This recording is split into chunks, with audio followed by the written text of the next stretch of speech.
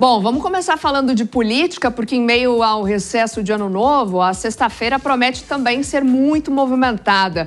Após se reunir com o presidente Lula, o presidente da Câmara, Arthur Lira, deve se reunir também com o ministro do STF, Flávio Dino, para tratar sobre aquela suspensão no pagamento de 4,2 bilhões de emendas parlamentares. Vou começar falando com o Mano, porque imaginem só, né, a gente está lá na folga de... Enfim, Natal, recesso parlamentar, de repente o chefe liga e fala, olha, vamos fazer uma reunião de emergência porque tem ainda muita coisa para ser organizada, para ser tratada. E assunto esse, né, Mano, emendas parlamentares que já é ponto delicado o ano todo, né? E ficou ainda mais acirrado agora nessa reta final de 2024. Pois é, Soraya, a gente está falando, no fim das contas, da disputa de poder, de quem manda mais no nosso dinheiro, quem que vai ter o poder de mando a respeito de onde vai ser empregado o dinheiro público, se o executivo ou o legislativo, isso tudo com a mediação do poder judiciário. O que é mais curioso nessa história é que fica ao largo qualquer discussão sobre a qualidade do gasto, sobre a eficiência e a efetividade. E aí a gente vê, no fim das contas, um grande desejo de ter direito a usar o dinheiro do pagador de imposto sem sequer prestar contas, sem sequer ter a transparência total, a rastreabilidade sobre que deputado está tomando a decisão de empregar esta emenda, em que projeto, com que retorno social.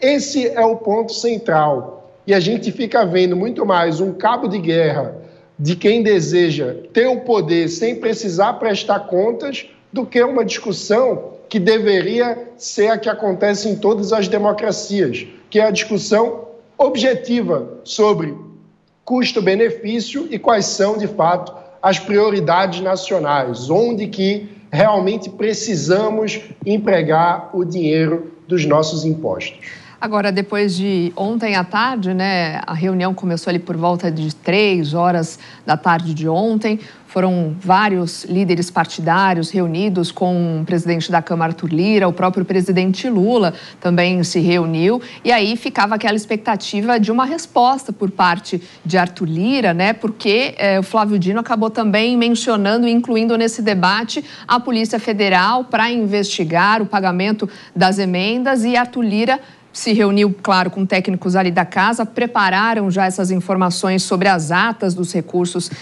de comissão, ou seja, enviando um ofício ao Supremo Tribunal Federal, dizendo que cumpriu as exigências, né, que era para publicar a ele as atas onde foram aprovadas essas atas.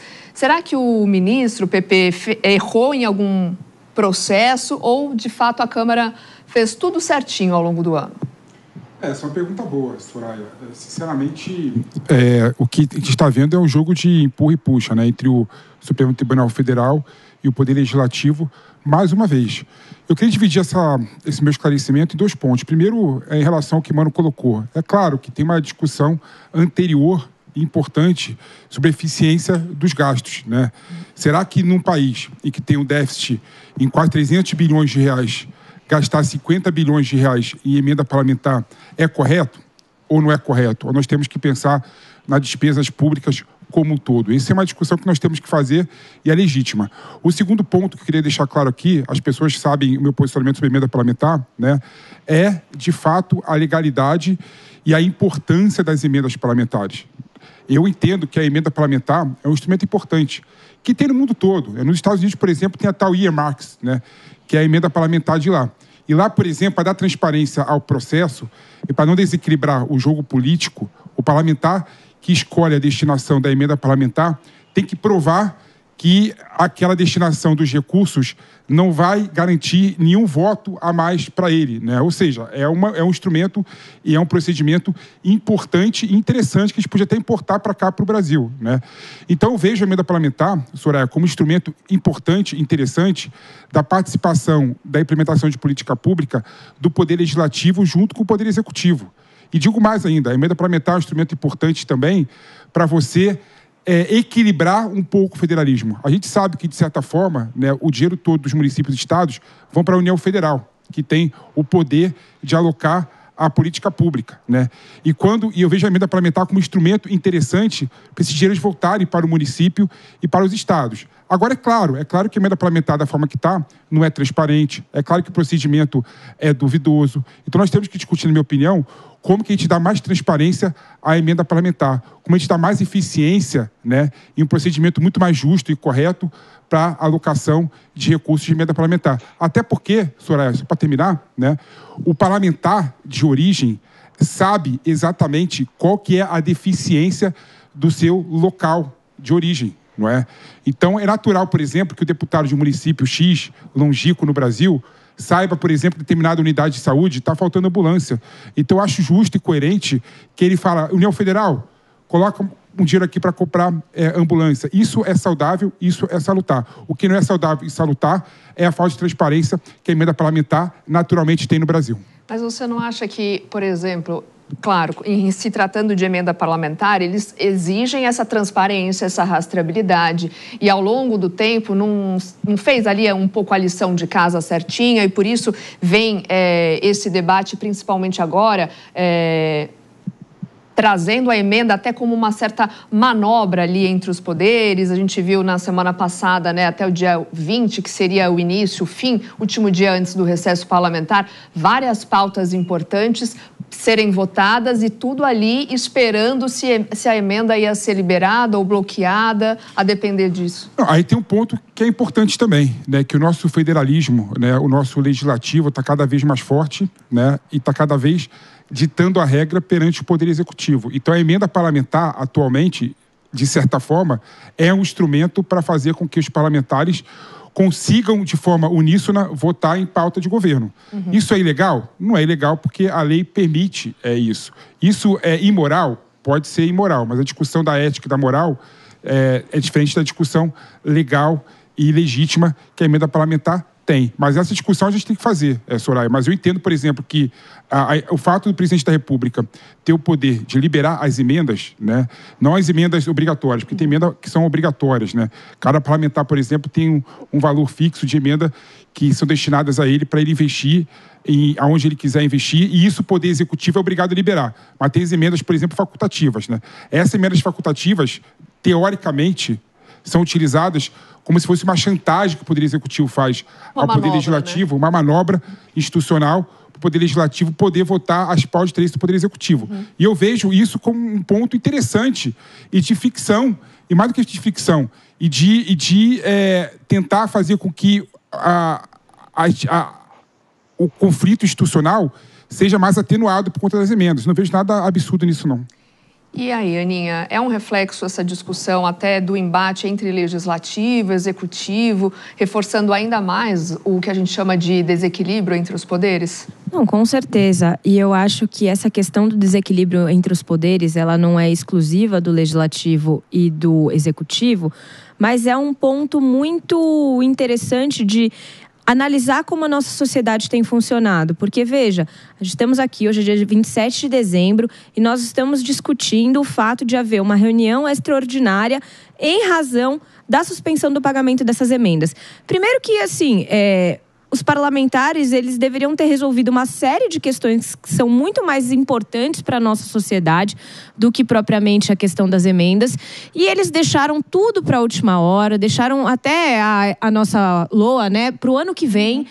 Só que, como estamos falando do nosso próprio dinheiro, nós vamos fazer uma reunião extraordinária mesmo no meio do recesso. A gente não vê essa dedicação toda com assuntos que são muito mais importantes para a nossa sociedade. E aí tem um outro ponto, que é o seguinte, é a oportunidade dessa suspensão, justamente por conta do recesso. Porque, veja, ao longo do ano, em especial, se não me engano, foi em agosto, que também já teve um bloqueio anterior de pagamento dessas emendas, a gente viu várias pautas super importantes travadas pelo Congresso até que essas emendas fossem liberadas. Essa nova suspensão acontece durante o recesso, um pouquinho antes do recesso. Então, não causaria tanto prejuízo assim, porque o Congresso estaria fechado de uma forma ou outra. Eu, particularmente, acho que isso vai se resolver antes do Congresso voltar do recesso, porque senão as pautas que são tão importantes vão continuar sem encaminhamento. E no final da história, a gente vê que tudo não passa de, assim, uma briga de egos que não vai ter eficácia nenhuma. A gente não vê nenhum movimento do Congresso em termos de não, nós vamos demonstrar a transparência, nós vamos mostrar que as emendas estão sendo bem utilizadas. A gente vê eles interpretando isso muito mais como um ataque do Poder Judiciário do que propriamente algo que toda a população brasileira deseja, que é a questão da transparência. E no final do dia isso é muito ruim para uma sociedade que a gente vê com a gravidade da situação econômica que a gente está vendo, que tem, por um dos fatores, com certeza, a falta de confiança no governo. Vocês arriscariam dizer que se esse bloqueio agora for revertido, né, for desbloqueado, vai até o final do ano que vem, até que mês pode reverter, bloquear de novo e assim sucessivamente ao longo do ano? É muito difícil que fique bloqueado, porque a gente está falando, na prática, de uma mudança do equilíbrio entre os poderes e de um aumento do protagonismo do poder legislativo. O grande legado que Arthur Lira deseja deixar para a casa, para os seus colegas, a respeito da sua gestão na presidência da Câmara, é exatamente a consolidação desse novo patamar de poder do legislativo no Brasil. O problema, na minha visão, é que tem muitas disfuncionalidades nesse desenho institucional. Uma delas é que a forma como nós elegemos os deputados hoje, ela não é distrital, ou seja, isso significa que algumas regiões do país acabam tendo uma maior concentração de deputados federais do que outras regiões. Nós temos cidades que acabam sem ter qualquer conexão com o poder federal em Brasília, porque não conseguem eleger os deputados que representam a sua área. Então, na prática, se a gente aumenta a proporção de verba pública que é destinada por meio das emendas, a gente está ampliando uma desigualdade regional e, com isso, também favorecendo a perpetuação no poder dos deputados e dos grupos políticos que já estão no poder. Tem uma correlação muito grande entre o grau de liberação de emenda e o índice de reeleição. Nós vimos isso, inclusive, nas últimas eleições municipais. Ou seja, a gente está diante de uma disfuncionalidade do modo como nós distribuímos recursos, que pode ampliar a desigualdade e não apenas do ponto de vista dos municípios, mas também do ponto de vista do poder político, dificultando com isso a renovação política, fazendo com que o nosso sistema seja cada vez mais fechado em benefício dos políticos que já têm poder. Mano, antes do PP rebater sua resposta, que ele já estava aqui se contorcendo do meu lado, queria entender esse seu ponto de vista. Você acha que as emendas deveriam acabar definitivamente? Eu acho que a gente precisa discutir o desenho orçamentário como um todo. Por que há tanto desejo por esse tipo de liberação de emenda? Porque a maior parte do orçamento público brasileiro é engessada. Nós temos gastos obrigatórios pegando praticamente todo o orçamento. Então, fica sem espaço para uma discussão saudável sobre alocação de recursos nas políticas públicas. Essa é uma discussão que, de forma saudável, deveria se dar a cada ano na discussão do orçamento. Só que, como o orçamento é, em sua maioria, engessado, o que está sobrando ultimamente são esses recursos das emendas parlamentares. O parlamentar que fica sem poder efetivo de dizer que está conseguindo mais dinheiro para a saúde, para a educação, para a segurança, porque toda essa verba já é obrigatória e rígida, ele acaba tendo como único artifício a liberação de uma emenda específica para a sua base eleitoral. Fala, Pepe. Não, primeiro que tem nada a ver a quantidade de emenda parlamentar liberada e a reeleição dos municípios, né? Teve uma pesquisa completamente bizarra, no meu modo de ver, né, que tentou mostrar uma correlação entre um ponto e outro. Para mim, a correlação que tem é o grau de aprovação que o prefeito nos municípios tinha, né, e o grau de reeleição que ele teve. Então não teve... Aí veja, perfeito, fazer essa conta assim... A relação entre a liberação de verba de emenda e o índice de aprovação do prefeito. Não tem isso. Porque o que acontece é que a emenda PIX ela acaba entrando como uma espécie de anabolizante do orçamento do prefeito. Então ele consegue fazer mais entregas e isso impacta no nível de aprovação que ele tem. Não tem nada a ver uma coisa com a outra. A correlação que tem é o nível de aprovação que o político tem e o nível de reeleição. Até porque tem uma pesquisa séria do Maurício Moura, que eu gosto de trazer sempre para cá, que mostra exatamente o grau de aprovação que o prefeito tem e a probabilidade dele ser reeleito. E quando você pega, por exemplo, quando que os prefeitos teve um nível alto de aprovação, foi no momento do Covid. Foi antes da questão da emenda parlamentar. Né? Tem nada a ver com a liberação da emenda parlamentar, o grau de aprovação do prefeito. Querer fazer uma correlação entre um ponto e outro é jogar contra a lógica. Não tem nada a ver uma coisa com a outra. Agora, o Mano tem um ponto interessante e importante. Você pega, por exemplo, o governo federal cria um imposto, né, aumenta uma alíquota, e você vê, por exemplo, que ele consegue arrecadar 20 bilhões de reais a mais. A emenda parlamentar chega a 60 bilhões de reais. Você vê o governo federal, por exemplo, apertando o cinto, cortando gasto, despesas, aí você vê quanto que resulta no final, 10 bilhões de reais de economia. Aí você vê, por exemplo, que os parlamentares têm emenda parlamentar de 60 bilhões de reais. Então a pergunta é a seguinte, nessa lógica que a gente tem que buscar o equilíbrio das contas públicas, faz sentido ou não faz sentido ter tanto valor na mão de parlamentar por meio de emenda parlamentar? Essa discussão eu acho que é válida e legítima, mano. É válida e legítima. Mas eu queria destacar aqui, e eu volto no que eu coloquei no começo, né?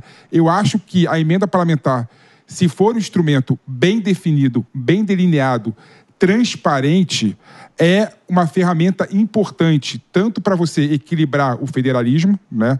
Porque os municípios e os estados mandam todo o dinheiro para a União Federal e volta pouco para a União, para os municípios e para os estados, quanto também um instrumento de formação de políticas públicas em conjunto entre o parlamentar e o Poder Executivo. E eu vejo isso como algo bom. Eu não vejo isso como algo anormal. O problema e a questão, mano, na meu modo de ver, é como que a gente consegue criar procedimentos mais adequados para poder fazer jus à liberação de emenda parlamentar. E daí o Flávio Dino reforçou e trouxe com mais rigor as regras para a utilização dessas emendas, que também acabou gerando ali um grande embate, né, e a insatisfação, crítica dos parlamentares. Pois mas na minha visão não tem um equilíbrio federativo por meio das emendas, porque há desigualdade de grau de representação entre municípios. Você tem municípios que têm 2 ou 3 deputados federais, você tem município que não tem nenhum. Então, isso não equilibra o jogo federativo. A gente deveria ter discussões, por exemplo, está faltando ambulância, então vamos trazer um critério técnico, vamos mostrar qual é o número de ambulâncias por habitante dos municípios. E aí vamos comprar as ambulâncias por ordem de critério. Onde é que está faltando mais ambulância do que onde está faltando menos? O critério não pode ser onde que o deputado é mais poderoso e aí, muitas vezes, a gente leva a ambulância para onde já tem e deixa um lugar onde não tem sem ambulância. Para dar um exemplo dessa distorção. Mano, eu concordo em grande parte com tudo que você está falando, mas eu acho que nesse aspecto, desse critério que você propõe, a gente tem uma questão que o nosso país ele é desigual, que as próprias necessidades não são as mesmas. Então, eu acho difícil de você tentar colocar... E eu sou fã de critérios objetivos, porque eu acho que ele traz igualdade. Mas estamos falando de um país que é desigual, que as necessidades são muito diferentes. Então, eu acho que nesse aspecto, embora a divisão dos parlamentares não seja homogênea, de alguma forma, um ou outro parlamentar tem ali o seu reduto e ele vai destinar os valores provenientes das emendas, ou pelo menos é o que a gente espera que eles façam, de acordo com as necessidades específicas daquelas localidades. Não tem como a gente, de alguma forma, homogeneizar, olha, então tem que ter uma ambulância para cada X habitantes, mas às vezes é uma zona que tem menos emergências médicas, menos necessidade de ambulância, porque todo mundo tem... Não sei, entendeu? Eu acho difícil de você colocar dessa forma, porque é um país muito diferente e as necessidades são diferentes. Bom, mas daí o caso da transparência e rastreabilidade. Sim. Avisar, né? Vamos deixar claro para onde vai esse dinheiro, qual é o projeto, qual a necessidade daqui, por que precisa disso, enfim. Não, e tem um ponto, Soraya, que o Mano falou, e ele falou com a premissa completamente equivocada, né? É que os deputados federais são representantes do Estado, né? Não de determinado município. Não existe deputado federal que representa o município, né? A circunscrição eleitoral é o território do Estado, né? A gente não tem voto distrital no Brasil. Então, independente se o município tem 1 ou 2 ou 3 deputados eleitos, né? Aqueles deputados eleitos pelo Estado representam o município também, né? Só que na então, prática, o prefeito, Pepe, desculpa, mano, então o prefeito tem que ter capacidade política de buscar esses deputados para poder fazer o que a verba de emenda parlamentar seja destinada a esses municípios, se estiverem precisando do dinheiro. Isso é normal. O que eu acho engraçado na argumentação do Mano... Calma, mano. Deixa eu só dar um break para a rádio. 10h24, o pessoal que está nos acompanhando pela rádio vai para um rápido intervalo e volta já para nos acompanhar. A gente segue aqui nessa análise quente, porque assunto de emenda sempre traz discussão, não tem jeito. Vamos lá. O que eu acho interessante na análise do Mano é que ele sempre acha que a tecnocracia, né, o tecnicismo, resolve tudo. Pelo contrário, né, às vezes o argumento técnico, a base técnica, o pressuposto técnico não resolve a questão fática, a questão de necessidade, né? Às vezes, pelo contrário, a questão técnica pode, inclusive, criar distorções. Claro que, eu não estou falando aqui que tem que descartar a questão técnica, pelo contrário, tem que utilizar também como mais um pressuposto e mais um argumento, mas não sozinho. Então, eu sinto, mano, que você tem que defender, igual a mim, a emenda parlamentar de uma forma racional. Não tem que ser contra a emenda parlamentar. Então, veja, eu não sou contra, mas o ponto é que a gente está diante de uma disfuncionalidade muito grande. Eu sou contra a forma como está hoje. Eu acho que é preciso ter emenda, mas não pode ser como está hoje, que é uma bagunça, que amplia o poder daqueles que já têm poder, e a gente tem que saber como que o jogo funciona na prática. Hoje a gente sabe que cada deputado, o deputado diz, eu tenho 10 prefeitos na minha base. Ou seja, é quase como se fosse uma propriedade do deputado, porque o prefeito fica com o pires na mão e o deputado tem esse poder. Em troca de quê? Em troca dos votos que o prefeito vai usar toda a máquina pública para entregar de volta para aquele deputado para ele ser reeleito. É esse o jogo da política brasileira hoje. Como que você fura esse bloqueio? É muito difícil, porque essas pessoas já partem de um patamar de votação muito grande em função da estrutura pública, ou seja, estão usando dinheiro público para comprar sua reeleição. Traduzindo, é disso que se trata. E a gente não pode assistir a isso como se fosse um processo republicano normal. Não é. Você está menosprezando a capacidade do povo de escolher os seus representantes, mano. E está menosprezando também a capacidade de gestão do prefeito municipal e da oposição, que ia ficar no poder, né? Achando que o pessoal vai ficar passivo ali, observando. Pelo contrário, qualquer obra pública, em qualquer município, tem membro da oposição da situação batendo palma e cortando a faixa, inaugurando a obra, né? O povo que está vendo nem sabe de onde está vindo o dinheiro, né? Só sabe apenas que está chegando o dinheiro até ele, até a ponta. E isso não é nenhum problema, pelo contrário, é algo bom. Mas o acesso à política pública não tem critério objetivo, depende do favor do vereador, do favor do deputado, do favor do prefeito, isso acaba gerando um incentivo perverso. Então, o meu ponto, eu não sou um tecnocrata, eu acho que a política tem um papel essencial, mas a política não pode desprezar a técnica. Existe um mundo entre ser um tecnocrata e ser alguém que despreza completamente a técnica. O que a gente está vendo com as liberações de emenda é um desprezo completo pela técnica. É compra de iPod e de computador, em tese, para usar a internet, em lugar que não tem nem rede. Tem a parte boa também, o que a gente está vendo é esse tipo de compra absurda acontecer diariamente. Não faltam casos de compras absurdas, de emendas que não fazem nenhum sentido, que muitas vezes, quando a gente vai investigar... a empresa que tá comprando, que está vendendo o fornecedor, tem alguma relação com o grupo político do próprio deputado. Claro que tem erro. Isso. Claro que tem erro em emenda parlamentar. Claro que tem crimes, né? Tem pessoas, por exemplo, que usam emenda parlamentar de forma criminosa. Claro que tem emenda parlamentar que é paga para compadre e para amigo de político, né, para poder exercer determinada dotação orçamentária, exercer determinada implementação de política pública. Claro que tem erro. Eu não estou falando que emenda parlamentar é mil maravilhas, mas tem muito acerto também. Tem muito acerto também. Né? E talvez tenha mais acerto, talvez não. Tem muito mais acerto do que erro.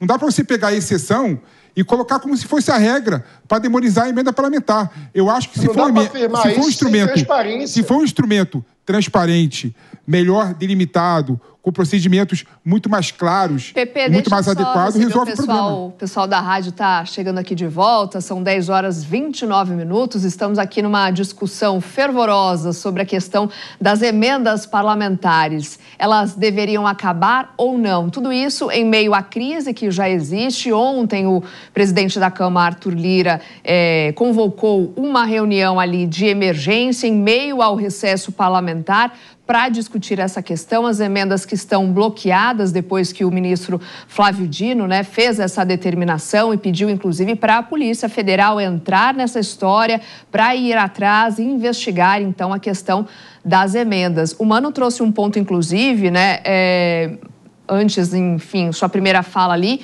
que Arthur Lira deseja, né, está já no final do seu mandato, né, toma posse, troca em fevereiro e muito provavelmente haverá ali um nome já definido que é Hugo Mota. E ele chega em meio a uma pressão tremenda, né? Como será que ele vai conseguir contornar essa questão? E talvez até por isso mesmo, Arthur Lira quis resolver essas questões agora, né, para conseguir chegar em janeiro e ali na troca de comando com um pouco mais de paz ali, né, de tranquilidade, porque tá complexo essa situação, né? Precisa ser resolvida de alguma maneira. E ele quer garantir esse capital político, de ser para todos os seus colegas deputados o cara que garantiu a consolidação de um novo patamar de poder do Legislativo brasileiro sobre a destinação do orçamento, né? Essa lógica de garantia de condições para a reeleição perpétua dos deputados. É disso que se trata o jogo. Pepe, por favor, eu te cortei. Não, imagina. Agora tem um ponto interessante, Mano. A ação do PSOL que bloqueou as emendas parlamentares mostravam que a maioria das emendas parlamentares iriam para o reduto eleitoral do Lira, né? Alagoas e Maceió. Né?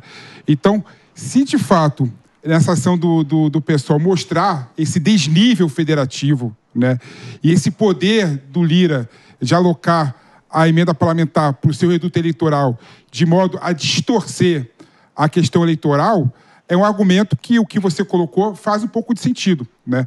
Mas em abstrato, a emenda parlamentar é sim um instrumento adequado de formação de política pública. Não, eu só acho que, independente da discussão, que é legítima, todos aqui estamos concordando que existe a necessidade de se dar maior transparência de para onde esse dinheiro vai. Eu acho engraçado que é o seguinte, se você entrar no portal da transparência hoje, você sabe quanto cada pessoa que trabalha no governo ganha. Então, por que eu não posso saber para onde o dinheiro que eu estou contribuindo está indo?